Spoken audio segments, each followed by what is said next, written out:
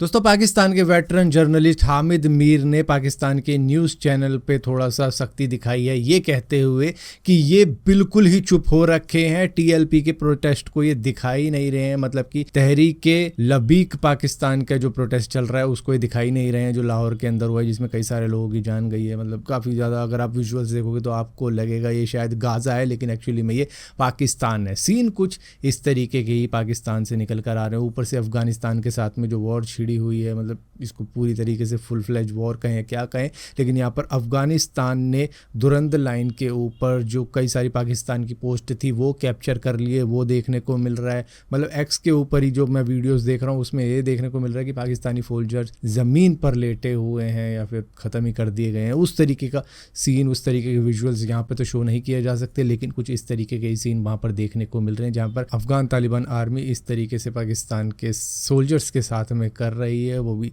देखने को मिल रहा है। और यहाँ पर ये जो प्रोटेस्ट चल रहा है लाहौर के अंदर, वो इस वजह से चल रहा है कि पाकिस्तान ने अमेरिका के साथ में हाथ मिला लिया, ट्रंप के साथ में हाथ मिला लिया, जो कि इजराइल के साथ में था। और इजराइल ने जो फ़िलिस्तीन के ऊपर किया उसके खिलाफ थे वो, और उसको लेकर टीएलपी ने प्रोटेस्ट किया कि भैया पाकिस्तान का वो रवैया कहाँ गया जो वो कहता था कि भाई हम फ़िलिस्तीन के साथ हैं, हम उनका साथ मरते दम तक देंगे। और वहीं पर ट्रंप के साथ में इन्होंने हाथ मिला लिया पाकिस्तान की ज़मीन, मिनरल्स, रिसोर्सेज को बेच के। तो इस वजह से प्रोटेस्ट चल रहा है कि भैया तुम जो पहले बातें करते थे और अब जो बातें करते हो बिल्कुल ही बदल चुकी है। मतलब जिस तरीके से शहबाज शरीफ ने तारीफ़ करी है डोनाल्ड ट्रंप की, जिस तरीके से चापलूसी की है, उससे ये आग में थोड़ा सा और घी पड़ चुका है। और ऊपर से अफ़गानिस्तान जो कर रहा है दुरंद लाइन पे, वो एक अलग ही खेल चल रहा है। मतलब आप खुद जाके अगर एक्स पे वीडियोस देखोगे तो आपको पता लगेगा कि अफ़गानिस्तान कर क्या रहा है पाकिस्तान के कई सारे इलाकों में जो कि दुरंद लाइन पे आती है, जिसमें खैबर पख्तून आता है, दीर एरिया आता है, अंगूर अड्डा आता है। मतलब कई सारी ऐसी जगह हैं जो कि पाकिस्तान कंट्रोल टेरिटरी थी और वहाँ पर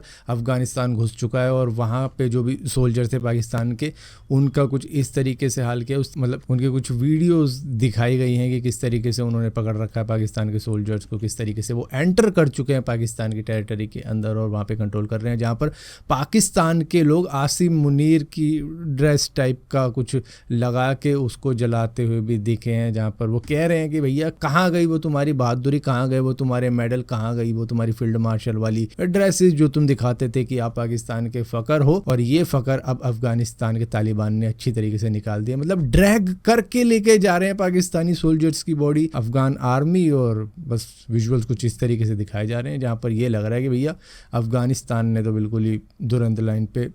कहर ही मचा दिया है पाकिस्तान के लिए। और पाकिस्तान तो खैर क्या ही दिखाएगा इन विजुअल्स को, जब उन्होंने मतलब तब नहीं दिखाया जब ऑपरेशन सिंदूर हुआ था, तब कोई उनके पास में एविडेंस नहीं था और अब भी नहीं है। मतलब अफगानिस्तान वीडियो पे वीडियो, इमेज पे इमेज दिखाता चला जा रहा है कि क्या कर रहा है पाकिस्तान के अंदर, लेकिन पाकिस्तान के पास में ना एक वीडियो है ना एक इमेज है शेयर करने के लिए अपने ही मीडिया चैनल के ऊपर, जहाँ पर अब पाकिस्तानियों को इंडियन मीडिया चैनल्स देखने पड़ रहे हैं, दूसरे देशों के चैनल्स देखने पड़ रहे हैं, ये समझने के लिए कि एक्चुअली में पाकिस्तान के अंदर ही क्या हो रहा है। क्योंकि पाकिस्तान का मीडिया दिखाना नहीं चाहता कि जो भी चीज़ें नुकसान में जा रही हैं पाकिस्तान के, क्योंकि वो सिर्फ वो दिखाना चाहता है जो भी प्रोपोगेंडा वो करते हैं। मतलब दिखाना चाहते हैं, रैली कर दी कि भैया मार्च करके दिखा दिया कि हम जीत गए, तो वो एंड में करके दिखा देंगे, लेकिन अभी जो चल रहा है वो नहीं दिखा पा रहे वो। दोस्तों, एक फेमस यूट्यूबर हैं जिनका नाम जेरी रिग एवरीथिंग है। उन्होंने गूगल पिक्सल 10 प्रो फोल्ड का ड्यूरेबिलिटी टेस्ट किया है और उस टेस्ट के दौरान ही इसकी बैटरी में से धुआं निकल गया और आग भी लग गई। दरअसल ये बैंड टेस्ट कर रहे थे उस फ़ोन का, और बैंड टेस्ट करने के दौरान ही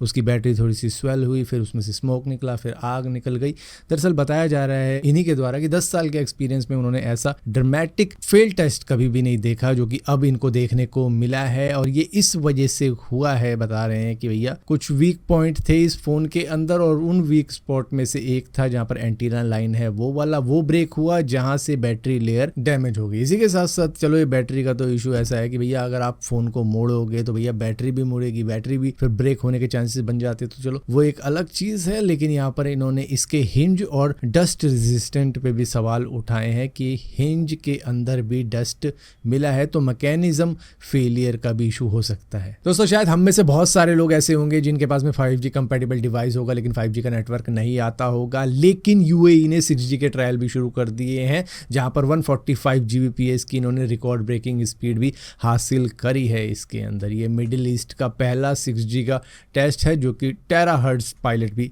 कहा जा रहा है। इसके अंदर बताया जा रहा है कि हाई फ्रिक्वेंसी का यूज़ किया जाता है, नया स्पेक्ट्रम यूज़ होता है और फ्रिक्वेंसी भी यूज़ होती है, एंटीना भी चेंज हो जाता है। तो यहाँ पर डिवाइस, फ़ोन, राउटर सभी कुछ चेंज हो जाएगा 6G के लिए। तो 6G सपोर्टेड डिवाइस होगा तभी उसके अंदर ये काम करेगा। हालांकि इसको आने में अभी भी टाइम है कंज्यूमर के लिए, मतलब 2030 से 2032 के बीच में शायद किसी कंट्री के अंदर देखा जा सकता है कि भैया 6G की स्टार्टिंग हो चुकी है, रोल आउट स्टार्ट हो चुका है। लेकिन अभी भी मतलब कह सकते हैं कि दिल्ली दूर है, तो अभी भी हमारे जो 5G वाले हैं मतलब वो तो चलेंगे ही, क्योंकि BSNL को देखो आप, BSNL का तो अभी 4G पूरी तरीके से कवर नहीं हुआ है पूरे इंडिया के अंदर, और 5G की मतलब अभी इनकी स्टार्टिंग हुई है। वहाँ पे 6G के ट्रायल भी शुरू हो चुके हैं और जब तक इनका 6G आएगा इनका 4G कंप्लीट हो चुका होगा या फिर 5G की स्टार्टिंग हो जाएगी कई कई जगहों पर, जिस तरीके से आज 4G है BSNL का। दोस्तों इटली का एक स्टार्टअप है जिसका नाम है GV विंड। उन्होंने एक ऐसा विंड टर्बाइन बनाया है जो कि स्मार्ट विंड टर्बाइन कहलाता है। ये AI powered blade control system के साथ में आता है, मतलब कि ये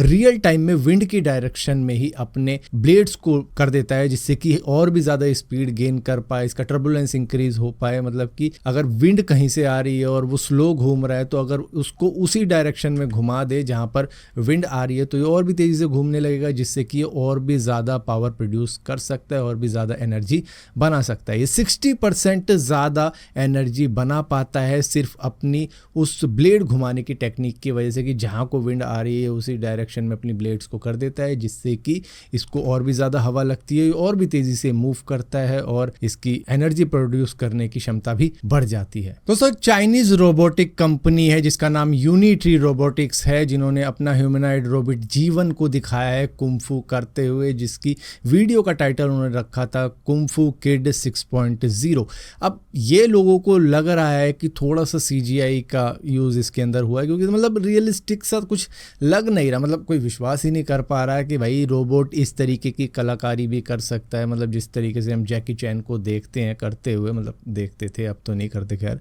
उनकी एज काफ़ी ज़्यादा हो गई है, लेकिन जिस तरीके से ये कर रहा है उसी तरीके से भाई जैकी चैन को देखा था हमने करते हुए, तो मतलब उसी तरीके से ये कुछ करके दिखा रहा है जहाँ पर लोगों को यकीन नहीं हो रहा है। मतलब मुझे खुद यकीन नहीं हो रहा है, क्योंकि ऐसी एक वीडियो हम पहले भी देख चुके हैं जहाँ पर दिखाया जाता है कि रोबोट किस तरीके से इंसानों से लड़ता है, गन छीन लेता है, भाग जाता है, इस तरीके की चीज़ें दिखाई गई थी। लेकिन यहाँ पर क्योंकि ये एक स्टूडियो के अंदर शूट किया गया है जहाँ पर लाइटिंग बहुत ही ज़्यादा कांस्टेंट है, शेडो सेम सी आ रही है, मोशन स्मूथनेस दिख रही है, सरफेस रिफ्लेक्शन, टेक्सचर, मतलब कुछ ऐसा ही लग रहा है जैसे कि CGI में क्रिएट होता है। अगर हाँ घासों में किया जाता, किसी बाहर के एनवायरनमेंट में किया जाता तो शायद लग सकता था ये रियल टाइप है, लेकिन पता नहीं क्यों इस पर यकीन नहीं हो रहा कि ये सच में किया है किसी रोबोट ने। हालांकि यूनिट्री एक अच्छी कंपनी है, उन्होंने पहले भी दिखाया अपने रोबोट्स को भागते हुए, दौड़ते हुए, चलते हुए, लेकिन ये बिल्कुल ही अलग चीज़ है। हालांकि उन्होंने डांस करते हुए भी दिखाया, लेकिन ये उछल कूद अलग है।